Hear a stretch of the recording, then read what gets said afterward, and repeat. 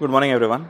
The room is a bit warm because the air conditioner is broken, so it will be slightly harder. We'll quickly revise what we discussed in the previous class and then we'll go on to today's topic. So, in the previous class, we discussed the difference between MLE and MAP. Most importantly, we said that MLE is only looking at the data, whereas the MAP is also looking at your prior estimate. We said that we may need some prior estimate if our data set is small, it is biased, it is having some quality issues. We started about the discussion about map for the coin toss problem. We said that this is a graphical model which you'll see for when we are only looking at the MLE problem. You just have a theta, you're trying to estimate the theta given the data, and through the procedure we are able to find out the theta MLE to be just number of heads divided by number of heads plus number of tails. So we said that if we have to have a prior, we need to put a prior on theta. We need a prior which is going to give you values or which has support between 0 and 1. We can't use a normal prior, it will give you support minus infinity to infinity. This is also one of the questions in your assignment. We are asking you to once choose the normal prior and once choose the beta prior, and we want you to see what happens. So we'll choose the beta prior. We looked at the different realizations of the beta prior, which has two parameters A and B, or alpha and beta, concentration 0 and concentration 1. For the values being, both of the values being 1, we get a uniform distribution. Both of the values being very large, we get P of theta to be more and more concentrated, close to 0.5. One of the value being large, the other being small, we have the distribution skewed towards one of the, towards probability of heads being either high or low. So the graphical model that we get for the coin toss problem, when we want to account for the prior, in addition to just using theta directly through the Bernoulli likelihood for observing yn, we also have theta as distributed as the beta distribution with two hyperpriors. And then we said that theta map is the argmax of P of theta given D. We don't need the normalizing constant here because the argmax will be just independent of that. So we can say that that's the argmax of theta over the joint. The joint is the product of the likelihood and the prior. We did a bit of calculations. We came up with the theta map to be summation yi plus alpha minus 1 divided by n plus alpha plus beta minus 2, or more intuitively for the case of coin toss, specifically for coin toss where we have a connotation of heads and tails. If the number of heads is nh, number of tails is nt, we say that alpha is a pseudo number of heads, or think of this as the number of heads we had observed for making decision about the prior. Similarly, pseudo tails is beta. The actual data is nh and nt. Alpha and beta is your data or your what you have in your head of how the data might have been distributed. So theta map comes out to be nh plus alpha minus 1 over n plus alpha plus beta minus 2, which is the prior was a beta prior. The posterior which we get is also a beta distribution, right? So this is a very specific kind of model that we have chosen where the prior and the posterior are of the same distribution. So in this case, we say that we have chosen a conjugate prior. Right? The term is important here. You had the Bernoulli likelihood. If you chose the prior as beta, the posterior would be same as the prior distribution. So in such cases, we said that for the Bernoulli likelihood, we have picked up a conjugate prior, which is the beta distribution. And we saw certain examples of this through the notebook also. So in this specific case, we have a data set of 9 heads and 1 tails. What will be the MLE for this? Theta MLE equal to 0.9, which is shown in this black vertical line, which seems to suggest that the probability of heads is very, very high, because that's what the sample is indicating. Our prior was a beta prior with some alpha and beta, let's say alpha equal to 5, beta equal to 5, something like that. And then we get a map, right? The map is somewhere between the prior mode and the MLE solution, which you'll always get, right? Because you have a certain prior, you're trying to use data to modify your prior, and eventually it will move slightly from the, or depending on how strong the data is, how strong the prior is, the map solution will move from the mode of the prior to the MLE. We then considered the case for linear regression where we wanted to show the difference between MLE and map. So we said again that a likelihood for linear regression is given as for any given xi, our likelihood is normal distribution of x transpose xi transpose theta sigma square or theta transpose xi is the same thing. And if we then minimize the negative log likelihood, we minimize the negative log likelihood, or we get an expression which is a loss function which is same as a sum of squared errors. But if we want to do linear regression map, right, map means we need to put a prior, and that prior we'll have to put on theta, right. So previously we chosen the beta prior because we wanted our prior, the support for our prior to be between 0 and 1, right. But do we have any such conditions for the parameters of linear regression? No, right, we can have any real value in this support. So therefore we put theta to be a multivariate normal prior. Why are we choosing a multivariate normal and not just a single normal? So theta is a vector, right? So you need to have multiple realizations, therefore you need to have a multivariate normal and not a single theta I. You could say that each of the theta I is univariate normal distributed, or you could say that theta is multivariate normal distributed. So then when we want to calculate the map, we would again do the same thing, write down the Bayes rule. For the map, we only need to consider the numerator term, which is a joint. And we can calculate the log likelihood, we can calculate the log prior, we can calculate the log joint, and our theta map is argmin of negative log likelihood and log prior, or negative log prior. Sorry, this should have been negative log prior. And if we do some calculations, if P of theta is multivariate normal with the mean m naught and s naught, and let's assume mu to be 0 vector and the covariance matrix to be just identity matrix multiplied by a constant sigma. So in just 2 minutes we'll see the different variations of what multivariate normal covariance matrix does. If we just feed in these values, and again we correctly write this to be negative log prior, we'd get the solution to be half sigma square 1 minus y x theta y minus x theta plus some lambda times theta transpose theta. Right. And what does this remind us of? Ridge regression or L2 regularized linear regression. If instead we had chosen each of the theta I to be a Laplace distribution. So I made certain simplifying assumptions here. I am directly saying each of the theta I instead of writing theta as a multivariate Laplace distribution, which is slightly more sophisticated to write. We then get, using the same formula, theta map is the sum of squared errors with some constants plus lambda times the L1 norm of theta, right, which is now the lasso regression. So this is where we stopped last time. Any questions on this? I can't hear you, you'll have to be loud. Still can't hear you. Why are we not taking a prior on sigma? You can. So you can take a prior on sigma and you can then do the whole calculation and get some posterior. It will just make your life harder. For now, we just assume sigma to be a point estimate that you can obtain via MLE. That is what we typically end up doing, but you can get a full posterior over all the set of parameters. It's sometimes very hard to do that analytically, and therefore you may want to use a probabilistic programming framework like Pyro or PyMC or something like that, which allows you to specify the priors for each of them nicely. So perhaps we can take a look at what you're asking.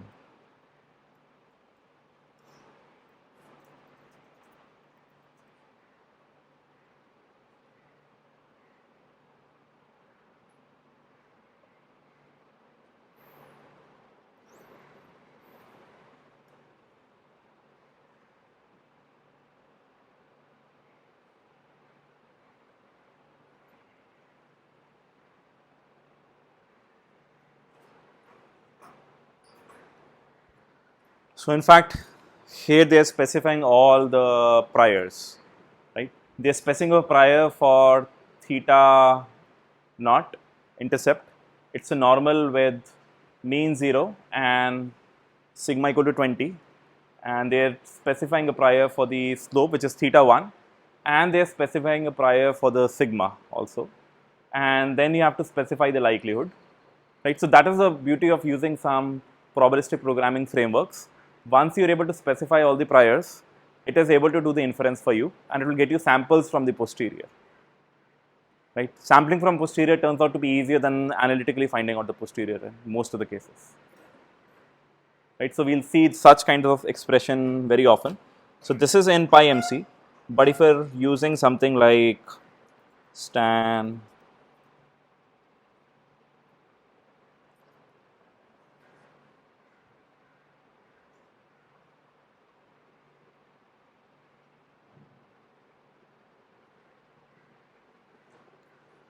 right, so we'll say that yn is alpha plus beta xn plus epsilon n. Epsilon n is normal with 0 and sigma. So here we are just assuming sigma. I don't think we'll end up putting a prior there.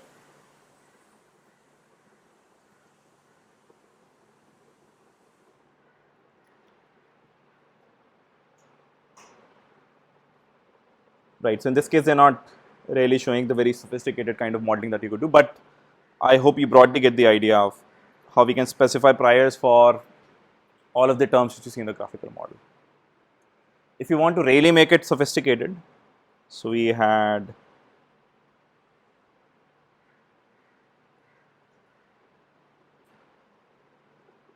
this graphical model, right? If you want to make this even more sophisticated, you could put a prior on mu also, and you could do that as long as you want, but you'll be making your life much more harder. You'll need a very sophisticated framework to be able to solve. Other questions?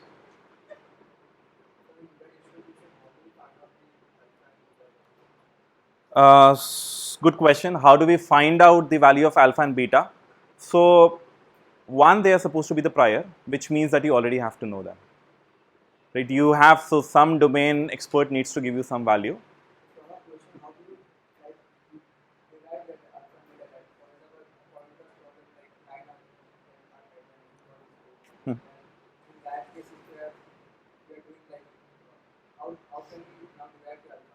So typically you don't want to be deriving alpha and beta. You want to be deriving just your posterior, which is p of theta given data. Alpha and beta, you'll assume that you knew before the experiment started. So think of them as, let's say at this point of time, I want to do an experiment on coin tosses, but I've looked at previous coin tosses in my life. I've looked at, let's say, 100 coin tosses. 80 of them, 60 of them were heads, 40 were tails. So alpha is equal to 60, beta equal to 40. That I'll keep in my head. And now I collect some data, 10 samples. So then capital N equal to 10. Out of that, I get 8 heads, 2 tails. I can then use the Bayesian update rule to get the answer. That's the broader answer. There are more sophisticated ways to get actually from the data also, but let's not get into that. Right.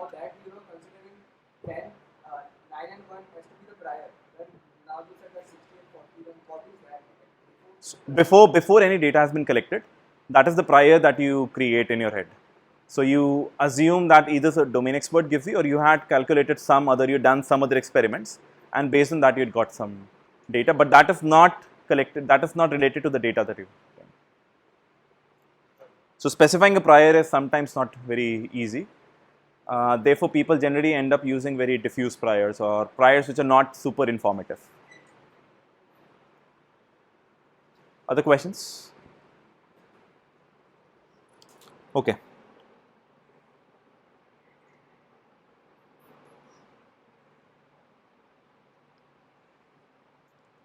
We had also discussed a bit about the multivariate normal distribution a few minutes back and in the previous class also. So I think it's worth spending a few minutes more to get a good clarity on how this distribution works.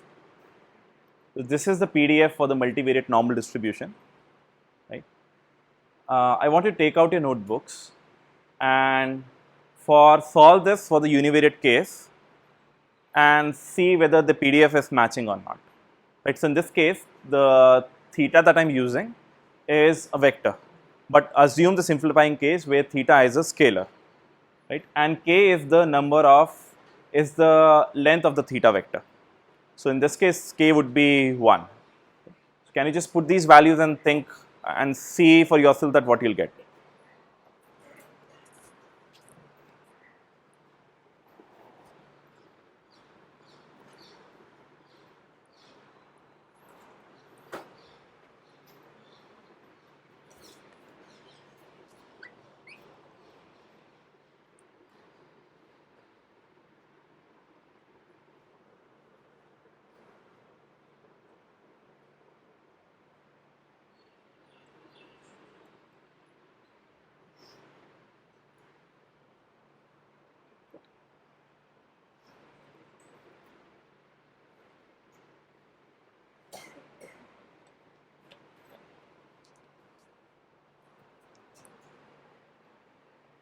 To make your life simpler, you could assume the covariance matrix to be sigma square I.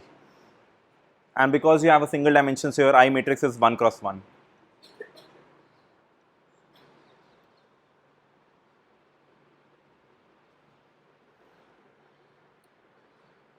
So do we get the expression for the 1D univariate, for the 1D normal?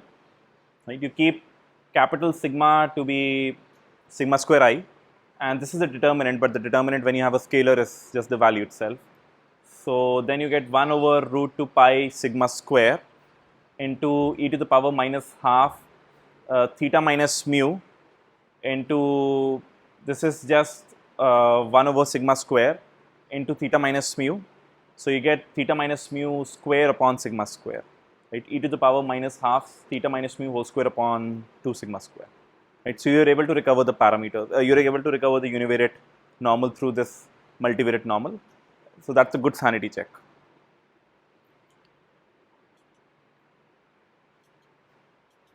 The important thing here is to understand how the covariance matrix functions and how it deals, how it leads to the different contours and the distributions. So we'll see that in a bit. I'm going to be referring to some slides from a researcher in UK called Richard Turner, who has some very nice visualizations around this topic. So to make our life simpler and understand normal distribution better, instead of general multivariate in high dimensions, we would be looking at the bivariate case. And let's first try and look at that notebook.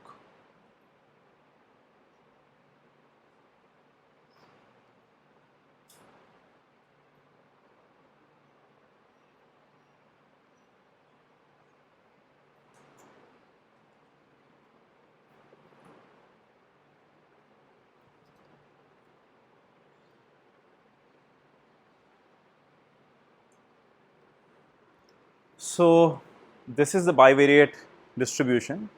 This is showing the PDF, right? So you have two terms, theta naught and theta 1.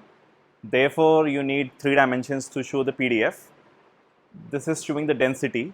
So clearly around the mean of 0 and 0, we have the highest density, right? So think of this as just the equivalent of the 1D Gaussian that you've seen, but you're seeing it in now in the 3-dimension space. So to represent the 1D Gaussian, you need 2 dimensions. For representing 2D Gaussian, you need 3 dimensions too. The third dimension shows you the density. And the contour plot is just showing the vertical cuts. It's showing the cuts that you're making parallel to the theta naught, theta 1 plane. Therefore, you'll get certain circles. The innermost circles have much more density because they're closer to the mean of 0 and 0. Right? And the covariance that I'd chosen was 1, 0, 0, 1. Right? Let's now try and visualize this by varying the parameters. So I have now got 2 plus 4, 6 parameters. Do we need 6 parameters to create this plot or something else?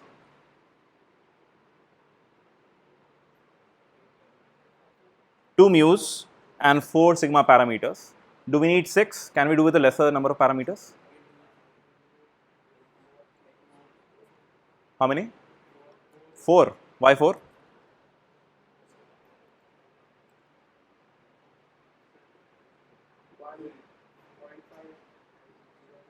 No, so you could have I'm asking in general how many parameters do you need to describe all the cases? Do you need 6 parameters? Can you do with a lesser number of parameters?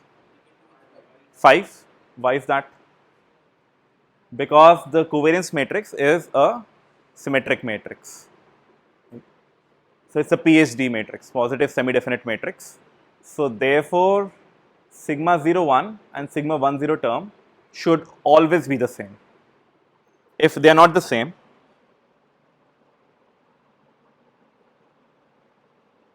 expected parameter covariance matrix of distribution this to be a PhD matrix, and we don't get that. So an error occurs. So therefore, we'll always want to have them as the same values. Right? Let's look at what happens if we first let's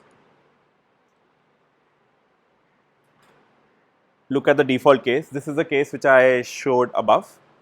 Right? So now can you see that we are getting a perfectly spherical covariance structure, or the probability density is perfectly spherical, right? It's symmetrical about all the axes. Now I can, let's vary the variance along one dimension. Let's vary it along the theta one dimension first. So it's currently 1. I have now made it 2, right, or close to 2. Now can you see that it's still centered at 0 0, right? But along one of the axes, which is the theta 1 dimension, we have a lot more variance compared to the theta 2 dimension. If we have to describe this kind of a covariance matrix, how many parameters do we need out of the 4? So let's go back a step. To represent this covariance matrix, a perfectly spherical covariance matrix, how many parameters do we need out of the 4?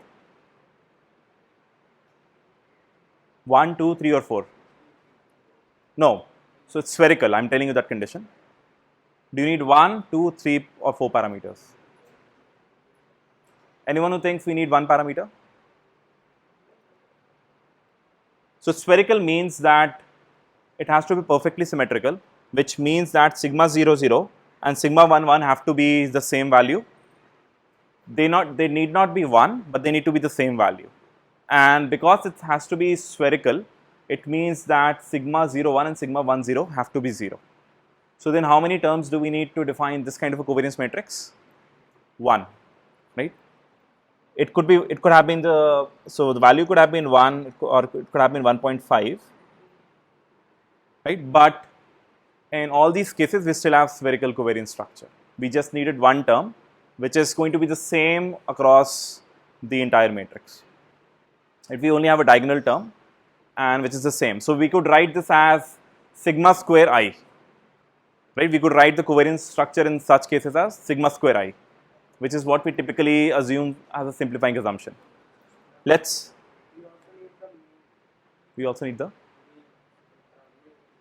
no, yeah, we need the mu. No, I just meant the parameters in the covariance. So we are only looking at, we assume that the mean is 0, or if it's not 0, you could always remove the mean from the data. You could always demean the data. So we are only looking at the relationship between the individual thetas. Right? So this is typically written as sigma square I, this kind of a covariance matrix. We could now go on to second kind of covariance structure. We call this to be a diagonal covariance structure. We still have the uncertain, or the variance we can notice, it's still axis aligned, like the PDF is still axis aligned. You don't have anything of diagonal term, right? So such kind of a covariance matrix would be 1, 0, 0, 1.5, right? It only has terms along the diagonal, nothing along the leading diagonal, nothing except for that. So how many parameters we need for this? In this case, 2. Right? And then we come on to the most general case, where we need 3 parameters to define this bivariate Gaussian covariance matrix. I've set it to 0.4. Why am I seeing this 0.4, 0, 0, 0, 0, 0, 0, 5, 9, 0, 4, 5, 6 something? due to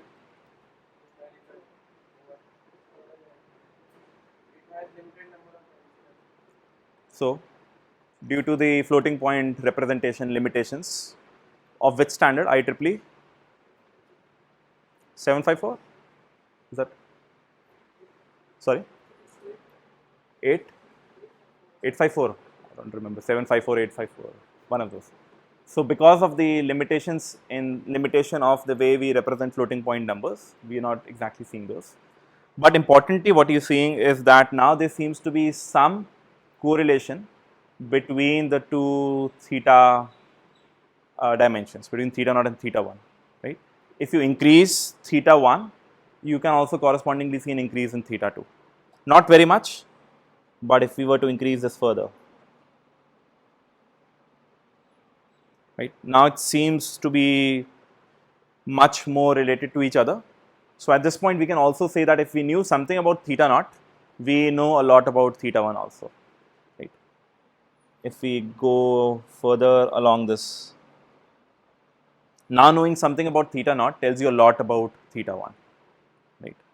And there seems to be a positive correlation between the two dimensions.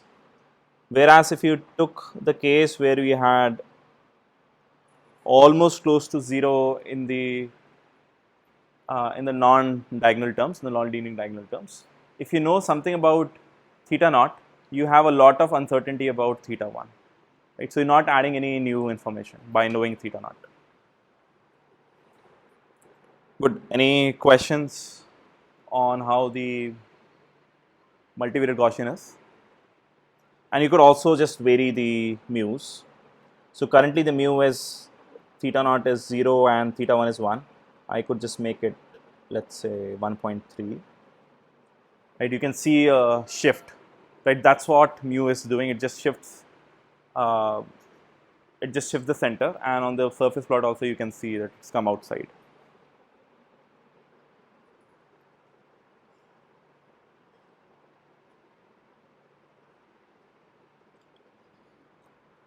And this is inspired from Richard Turner's slide. This is showing the same thing, but I think just for getting this concept better, it's good to do this repetition. For the covariance matrix 1001, what kind of a covariance matrix is this? Spherical covariance matrix, which is just 1 times identity matrix in this case. This is the covariance structure that we'll get. If you look at the samples, they'll look roughly distributed like this. Getting anything about x1 does not tell you anything about x2, so they will be roughly scattered around the circular paths. If I now increase the term, the off-diagonal term to be 0.2 from 0.1, now we'll see some correlation in the data that in the samples that we are observing. Increase it further, the correlation seems to be increasing. Increase it further, again the correlation is increasing.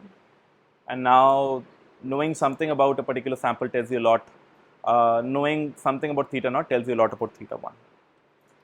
We can shift the mu as we discussed, and that will just change the reference center, but we'll still get those same kind of structures. So with that, we will now move on to the next topic, which is known as Bayesian linear regression. We have already seen the map for linear regression. Now we want to go one step ahead and get the full posterior, right? Have we seen the full posterior for any distribution till now? Coin toss. Like, we have not done the whole derivation, but I just told you that the posterior is the beta with alpha plus nh comma beta plus number of tails, right? That's the full posterior. We want to be getting the same full posterior now for linear regression. We already know the map. So we know the theta MLE, and we need to specify a prior. So the prior on theta could be something like normal distribution with mean 0 and b square into I. So now you see that this is a specific type of a covariance structure that we are assuming. It's spherical. And using this, we could have obtained the theta map, which is x transpose x inverse, x transpose x plus sigma square over b square I inverse x transpose y. Same as ridge regression, where this term was in ridge regression was kept to be some lambda. Now we want to be using linear regression, but can someone remind us what they understand by linear regression? Linear in data, linear in parameters. Linear in parameters, right? So could you use linear regression to fit a non-linear curve here? Yes, how? Using basis functions. One of the simpler basis functions we can use is something like polynomial basis, right? Instead of just using x, we could be using terms like 1x, x square, x cube, so on and so forth, and then we could fit this data using linear regression. If we were to do that, we would get some solution like this.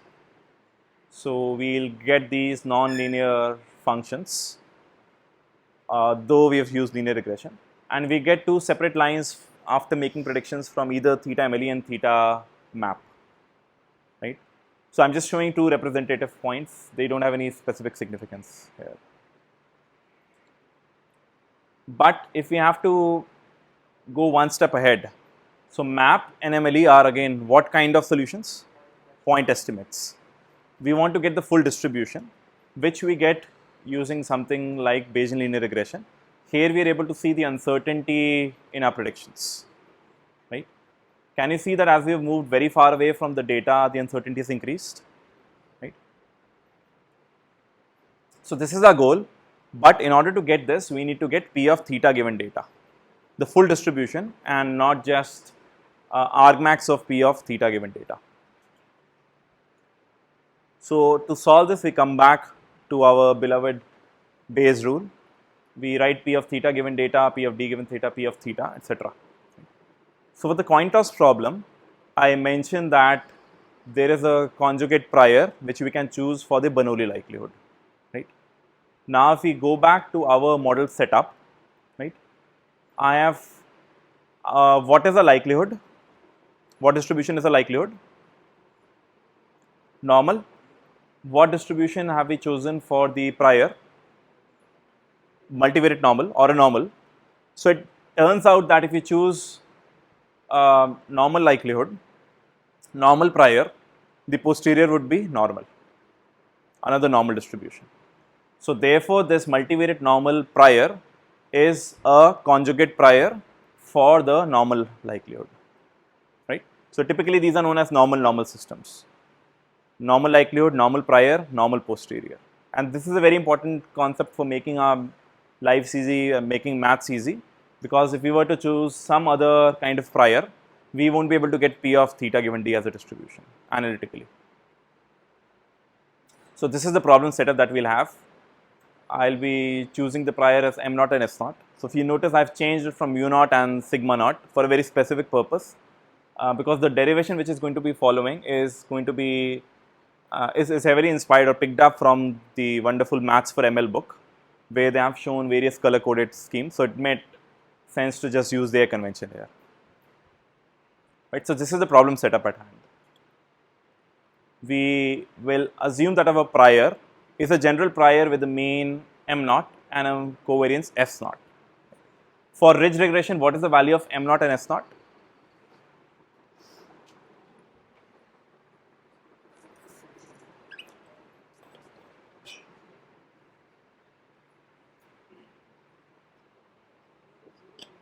M naught is 0 and S naught is, right, sigma square I, right. A likelihood, importantly, likelihood I am writing here for a single point and not for the entire data set.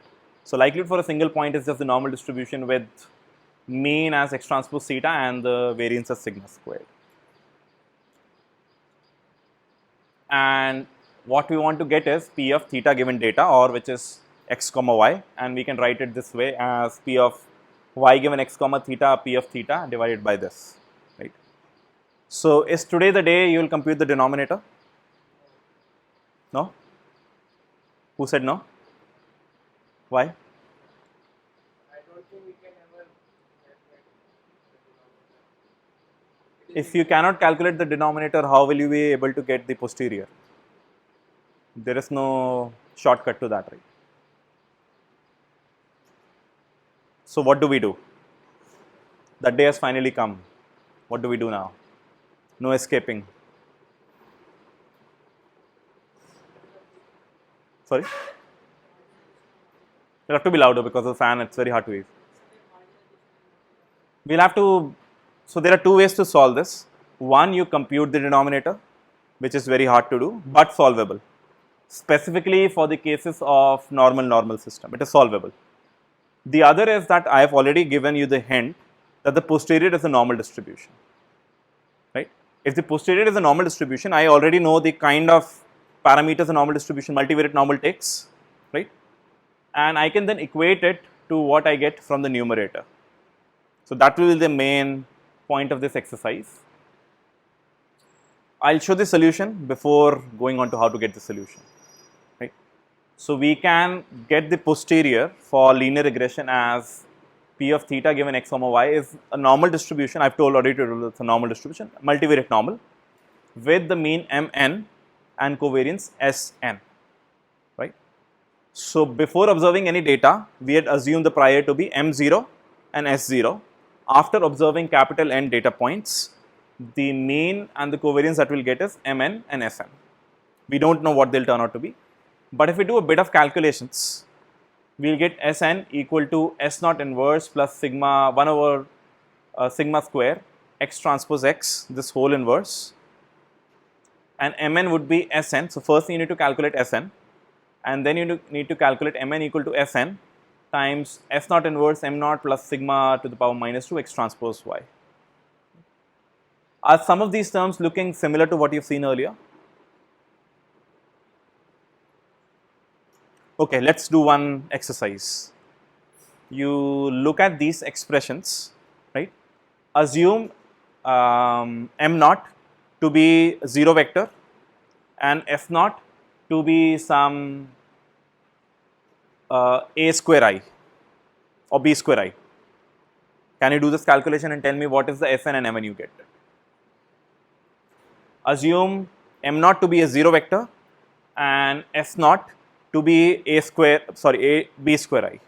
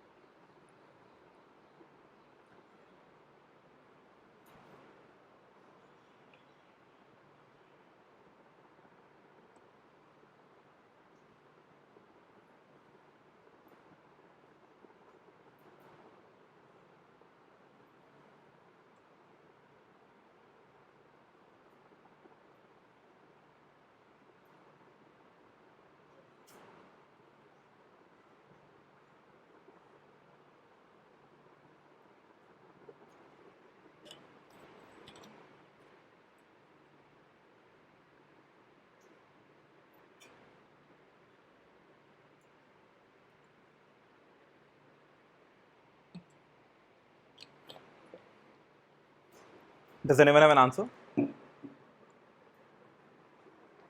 M naught to be a 0 vector and S naught to be b square identity matrix.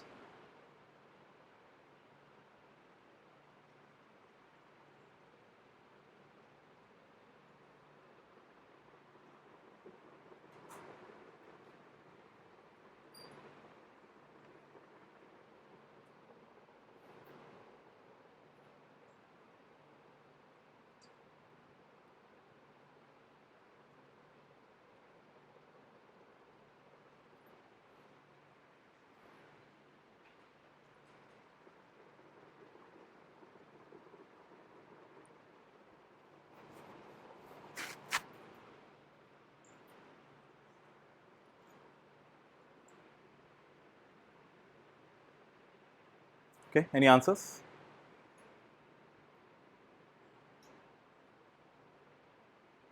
Okay, just 2 minutes. Let everyone complete. Feel free to discuss with the neighbors.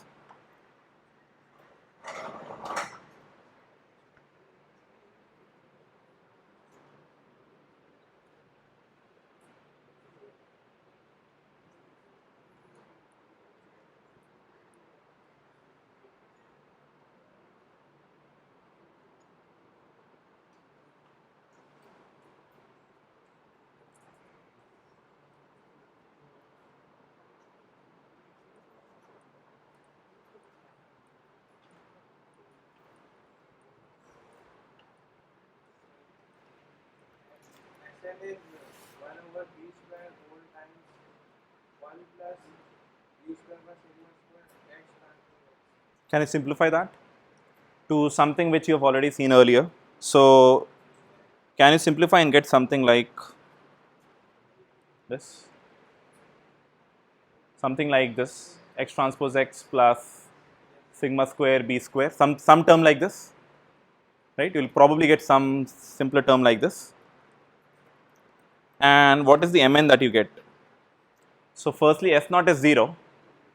So, this term first term goes away, and then you are left with x transpose y into sigma minus 2 raised to power something, right? What was the answer that, what is the prediction for ridge regression? X transpose x plus lambda I inverse, right? That is the theta, right? And then what is the prediction?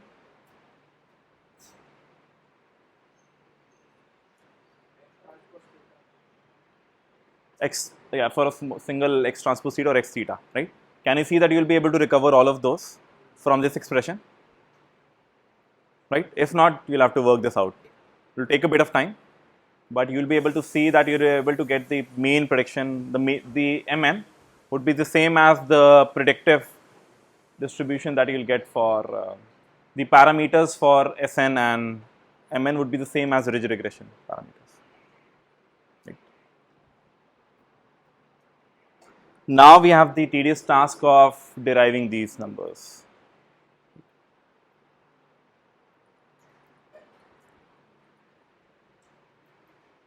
So we'll start off by looking at log prior and log likelihood, and we'll add them, right? Because we had the posterior is, if we take log posterior, that is log prior plus log likelihood minus some constant, right, or plus some constant. So therefore we write log posterior equal to log prior plus log likelihood plus constant, and we will do those, we will put those expressions. So log of normal distribution with mean x theta and covariance to be sigma square I plus log of normal distributions PDF with an parameter theta with mean m naught and covariance s naught. The first normal distribution is in the parameter y, the second version is in theta. That's important to note. But we can now just simply put in the PDF expression which has exponential term, right? E to the power minus half something, and then if we take the log of e to the power minus something, that minus something just comes here, right? Therefore, we get minus half sigma minus 2 y minus x theta transpose y minus x theta plus from this expression we will get theta minus m naught transpose s naught inverse theta minus m naught. Right? Does everyone get this? If not, you will have to just go back and look at the PDF for the multivariate normal distribution. Right? Given a certain mu and sigma, the PDF looks like the parameter theta minus the mean. In our case, it's m naught for the right hand side term, and the covariance we have is s naught. So theta minus m naught transpose s naught inverse theta minus m naught. This is for the second term that we're getting. For the first term, it's a univariate normal. It's actually multivariate normal because we've considered n data points.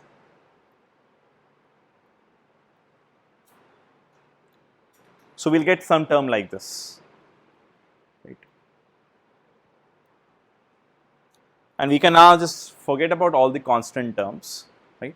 If you were to expand this out, right, can you see that there will be some terms which are linear in theta, some terms which are quadratic in theta, and some terms which are independent of theta, right? So quadratic in theta would be terms like theta transpose something in between and theta, because we're dealing with vectors, so it won't be theta square like things.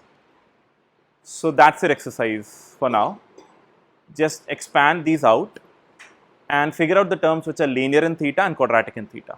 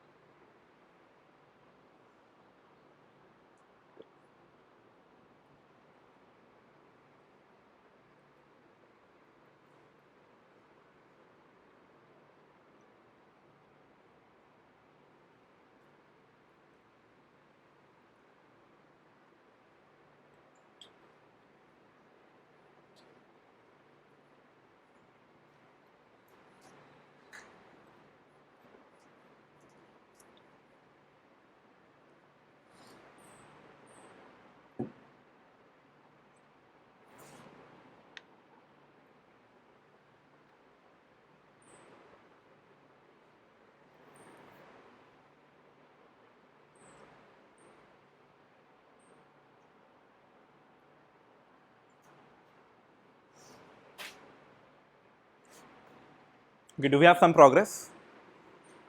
So we may not be able to complete entirely in the class, but I wanted you to at least start. And given the very warm weather, I don't know if we'll be able to last the entire lecture.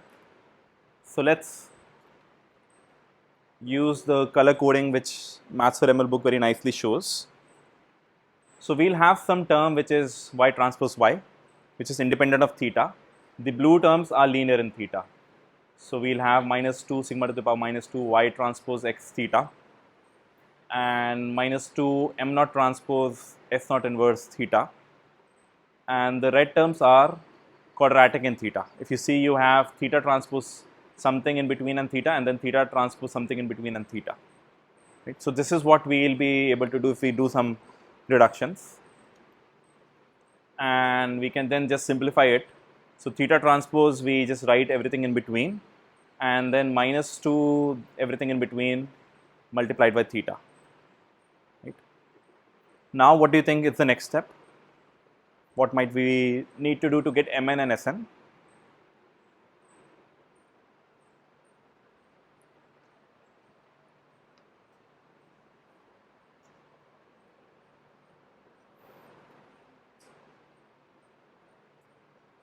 So we'd be doing something known as completing the squares. So you can start off with LHS. So we already know that our posterior is, we already know that a posterior is a normal distribution, multivariate normal with a certain mean and a certain covariance. Can you expand this out? Right? If you expand this out, you'll again get terms which are linear in theta and quadratic in theta. And on this side, we have already got some terms which are quadratic in theta and linear in theta, and then we'll have to equate them. Right? So this is the p of theta given data. But if we were to get log of posterior, right, we don't know Mn and Sn, but we can just expand this out. We'd be able to get minus half theta minus Mn transpose as an inverse theta minus Mn plus some constant, which would again look like this. Now we have terms quadratic in theta and linear in theta. And now we match the red term, this red term which is quadratic in theta, with the red term which we previously had, which was again quadratic in theta, which is sigma to the power minus 2 x transpose x plus f naught inverse. And similarly, we match the blue terms. And if we solve, we'll get Sn equal to this expression, sigma to the power minus 2 x transpose x plus f naught inverse. And Mn is dependent on Sn, and then you have certain other terms. Right? So while the results are directly there, I think you should solve this by yourself using pen and paper. It would be a good exercise to verify that you're able to get the same thing or not. Any questions in this? You could have gone the traditional route and you could have solved the integration with and then you'd have needed some tricks, and then you could have also obtained the same solution. But that's a much longer route to take. Here we just starting with certain known properties of normal distributions. Okay, so thus far we have found out the posterior distribution. Right? What do we do with the posterior distribution? What is the use of posterior distribution? Louder, please. Right. So if you remember, our ultimate goal was to get predictive uncertainty. Right? We didn't as such care about how we are getting that, but the route to get the predictive uncertainty is to go through the posterior and then plug it in. So our now new goal, which is the main goal, is to find out the distribution of y star given the data x comma y and a new data point x star. Right? So we want to make a prediction for x star, but with uncertainties. Right? So we can write that p of y star given x comma y comma x star. Now this is again an integration. Right? We introduce theta, we remove out theta. Right? That's what we're doing. So y star is a function of x star and theta we know, which is just the likelihood term. and theta given data we already know, which we just computed, which is the posterior. So we can then write this to be a normal distribution of y star given the mean fx, which is x star transpose theta, and the noise term sigma square. Right. What does this noise term represent?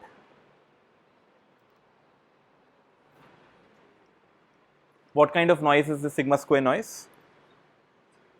Sorry? It is homoscedastic noise and it's the observational noise, right? So it's the noise associated with the likelihood, or when you're making a certain observation, we are not able to make noiseless observations. So therefore this sigma square term comes, and this is our posterior, which is mean Mn and covariance Sn, and we do this integration. Again, such results are known. When you're solving for integration of two normals, we could again expand them out and do the integration, which is going to be incredibly hard, or you make use of certain known properties of normal distributions. So we get this to be a normal distribution with the mean to be x transpose Mn and the covariance to be x transpose Sn x plus sigma square, right? It's a sophisticated looking term. But importantly, what can you say about the mean of this?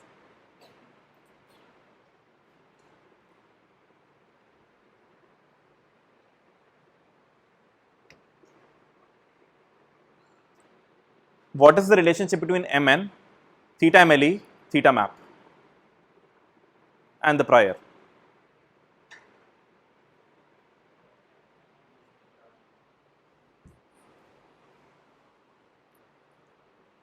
Okay, let's go slow. What is the mode of the prior? Where you have the most likely set of values? M naught, right? You defined your prior to be normal distribution with mean M naught and covariance S naught. So mode of the prior is M naught, right? Theta MLE is the solution for maximizing the data likelihood. Theta map is argmax of P of theta given D, right? And Mn is what? Mn is the posterior mode, right? So then what is the relationship between Mn and theta map? It is the same, right? Theta map is the same as the posterior mode, which is Mn, and since we are assuming a normal distribution, so the mean and the mode are the same. So Mn is just the posterior, it's just the theta map, right? So does the prediction function start to like does it make sense? So we have x transpose theta map, right? So our prediction in y, it's centered around the map solution, right? So let's actually see this visually first. So if you open the maths for ML book,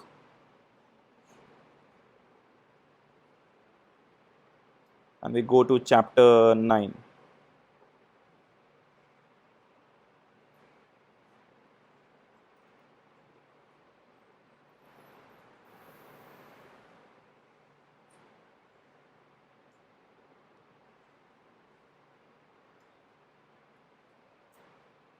So if you look at the center plot, this is the data. You look at the center plot, you have MLE and map. Can you see that the posterior predictive or the BLR solution which is highlighted, it is about the map solution, right? Or map is the most likely solution for the BLR. Right? So we can say it that way also. It will be centered around that, right? So at each point, if we need to get the predictive uncertainty, we can say that the center of our predictions is the map line, and about that we have certain normal distributions whose variance is given by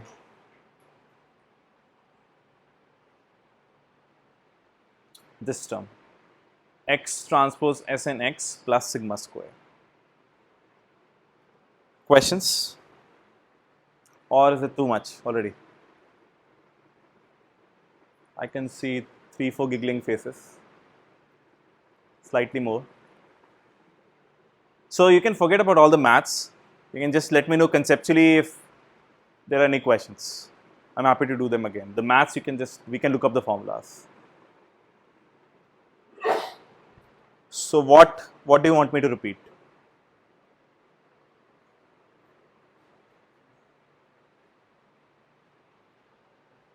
So it's a difficult topic. You should not feel bad about asking to repeat anything.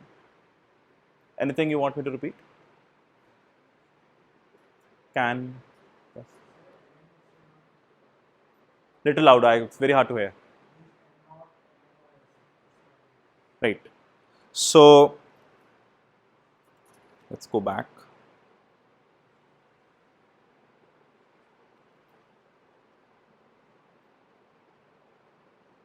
Let's try and solve the problem in 2D, only theta 1 and theta 1. So this could be our prior, right? Its mean is 0, 0 and the variance is sigma square I. But we could have chosen anything, right? So for this specific prior, m naught is 0, 0 and capital sigma or s naught is 1, 0, 0, 1. So this is our prior. We will similarly be able to obtain certain posterior, which would also be some contour plots like this in 2 dimensions, right? Once we observe the data. Actually, let me show the other distribution first then.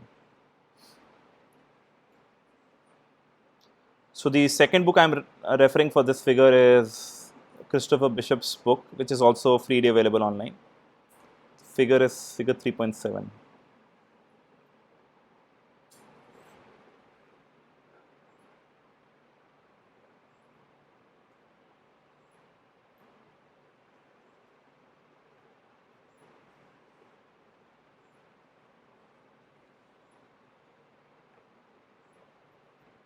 So don't look at the last. I'm not able to hide it for some reason. Don't look at the last one, right? Don't look at the data space view. Just look at the prior and posterior. So prior / posterior. For now, we just have the prior. This is how our prior looks like. If we were to generate some theta naught and theta 1 or w naught and w 1s from this, we'd be able to get some lines, right? Now, let's assume that we were somehow given a data point. One data point is given. One data point means n equal to 1, you have some x and y. As soon as you have a data point, you'll get a likelihood, right? You'll get likelihood contours. From the likelihood contours, you can figure out some theta MLE, right? And you also get a posterior. The posterior is still a bivariate normal, right? And whose contours we are looking at currently. Are you able to see, if you squint hard enough, you'll be able to see some white crosses. What do you think this is, the white cross is representing? It is not the center of the contours, right? So is this a mistake in printing? Then these are the true parameters from which the data has been generated, right? So some value of w naught and some value of w1 generated this data. We have plotted them also. So is everyone clear till this point, right? We started with the prior. If we were to draw some samples from the prior, they may look like this. Okay. But once we observed some data point, as soon as we observe a data point, we get a likelihood contour plot, and we can also then update our prior looking at the new data to get a posterior. Our prior is a multivariate normal, our posterior is also a multivariate normal, right? So at this stage, this is m naught and the covariance matrix corresponding to this is s naught. And after observing one data point, our mn is corresponding to this point. This is our mn, and a covariance matrix has certain variance along w naught, certain variance along w1, and then it has some negative correlation between w naught and w1. Right? That is why it is along this particular. It's tilted this way. Are we clear till this point? Now let's assume that we are able to get more data, 2 data points, and then the new likelihood might look like this, right? Might look like this, and the new posterior would look like this, what we're seeing in this plot. And now the plus is close to the mode of the posterior, right? So we are able to get somewhat of the similar parameters through this. And if you now draw samples from this distribution, multivariate normal, and draw lines according to them, they are getting closer now, right? Why are all the lines not passing through the points?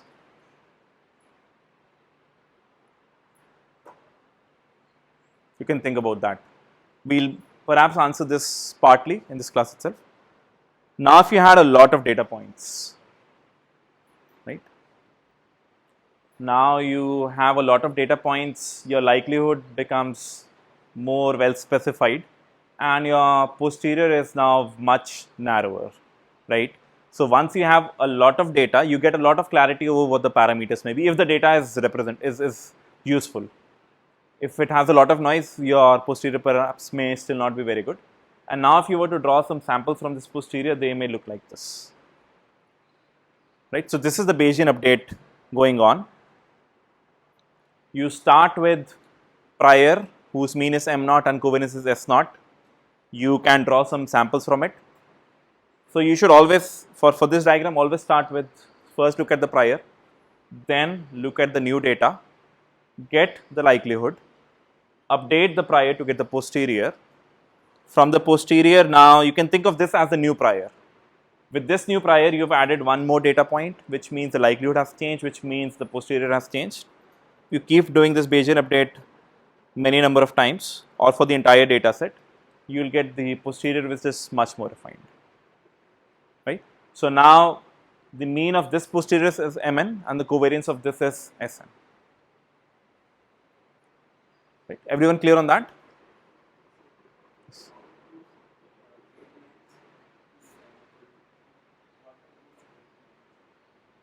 These 8 lines. So these 8 lines are, so you pick up, so this is your normal distribution. You can draw some samples from it.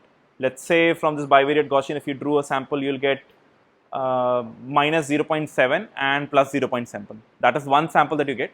Corresponding to that, you draw one line. You draw more samples, you can draw more lines. Yes, that is, so MNC is drawn from this. So this is theta naught and theta 1, which is your MNC. So that's the beauty of Bayesian. You can start off this as the prior, get this data, get this posterior. Now if you want, you can start off this as the prior, and instead of the 2 data points, let's assume that you got the new data point, only this one, and then you can get the new likelihood and get the new posterior. You could think of that in a recursive way, or you could just simply start off this as the prior, this as the data, and then this as the posterior. You could do it either way.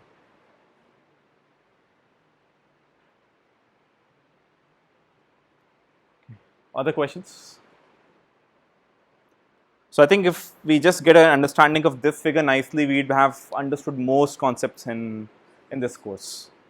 Prior, data, update your beliefs, get the posterior, and then you can draw samples, etc. Uh-huh.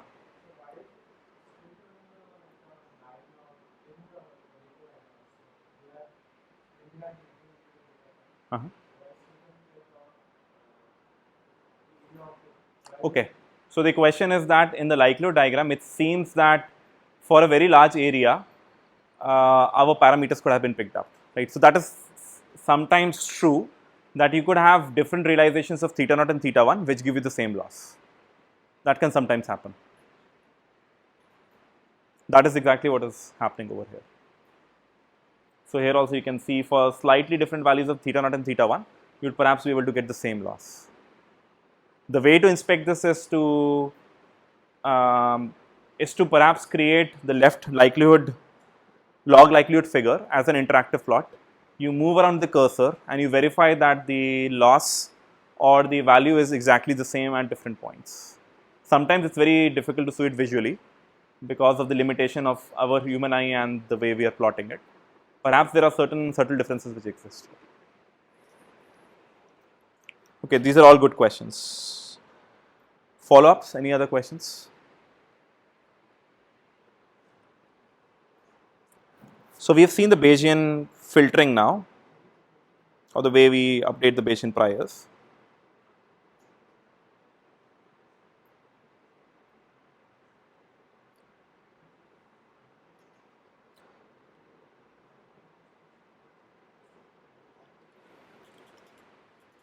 And we'd obtain these Mn and Sn's as per these formulas, right? And then my prediction in y star as a function of x star and posterior turns out to be something like this, right? Now we can see that this is just x transpose theta map, right?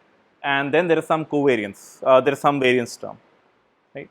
If it was just x transpose Sn x, it would have made our life simpler, but it seems to be there are two terms in this.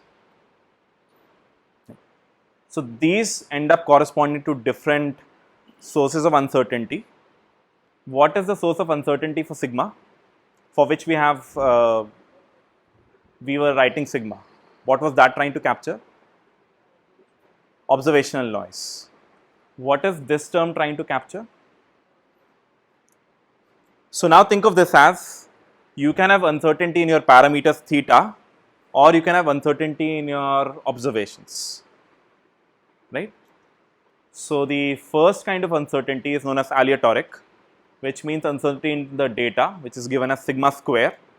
The second kind is known as the model uncertainty / epistemic uncertainty. So this is the uncertainty in the model, which is occurring because you don't know theta perfectly. Why don't we know theta perfectly?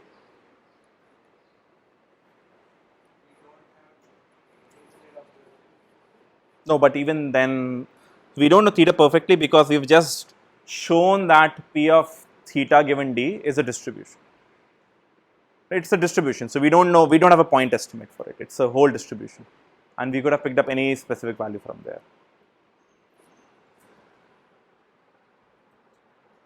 Right, so everyone clear on what aleatoric and epistemic uncertainty might mean? So let's look at another visual to understand this perhaps even better.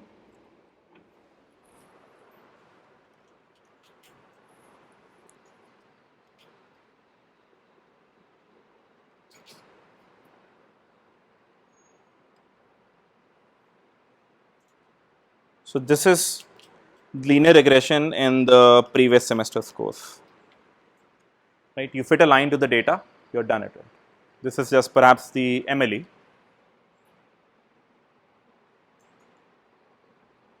Can someone tell me why this figure is trying to show you aleatoric uncertainty?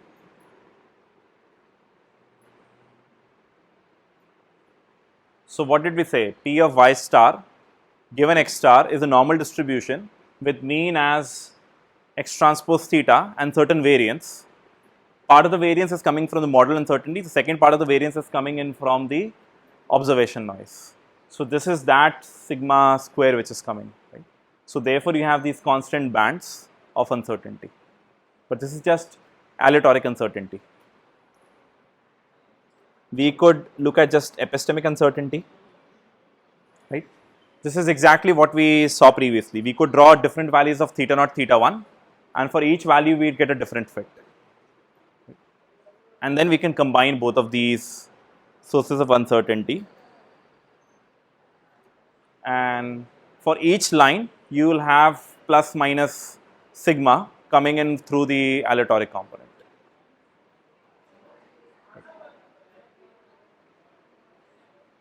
Are we clear on this? So, but the most fun thing is, let's start with the data.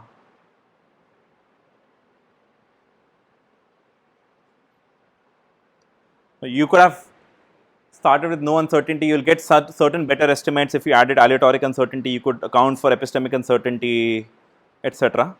What else could you do to make this plot fancier? Could there be any other source of uncertainty? Or let me put it other way, could we have made certain other modeling choices?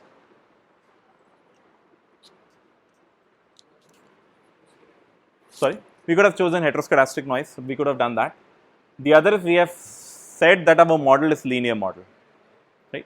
What if we were accounting for functional uncertainty, and how does the function fit look like now?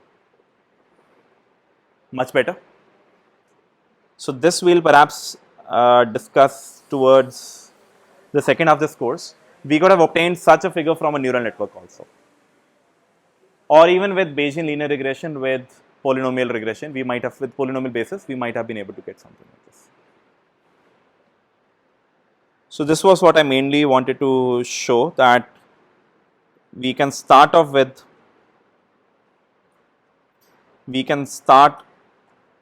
a broad motivation of getting uncertainty in our predictions.